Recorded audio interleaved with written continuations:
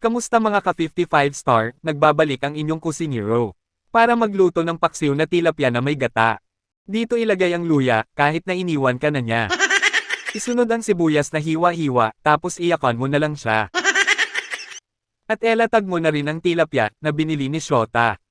Pagkatapos mong umiyak, magiging happy ka na. Dahil ready to mingle ka na. Ibuhos ang tubig, para lumamig ang mga ulo nila. Sukang puti, para mapakilig mo siya, kaya damihan mo na. Wag mong lalagyan ng toyo, kung ayaw mong toyoin siya. Isaboy ang asin, pangtanggal ng gayuma. Try mo rin magsaboy at baka ginagayuma ka lang niya.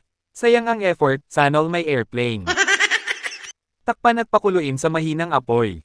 Sa unang kulo, lagyan ng paminta, kasi nakalimutan kong ilagay kanina. Lagyan na rin ng mantika, pangpadulas. At takpan ulit natin. Pakuluin sa loob ng 30 minutes sa mahinang apoy. Wag mong bubuksan, hanggat wala pang 30 minutes, at baka magtampo ang tilapia, bigla na lang tatalon yan. Pagkagat ng 30 minutes, ilagay ang gata, isama mo na rin ang ceiling green, at pakuluin ng 10 minutes. O di ba nahuhuli ang voice over ko? Pagkaraan ng 10 minutes, lagyan ng patis, depende sa trip ng shota nyo, at ilagay mo na rin ang pechay, takpan.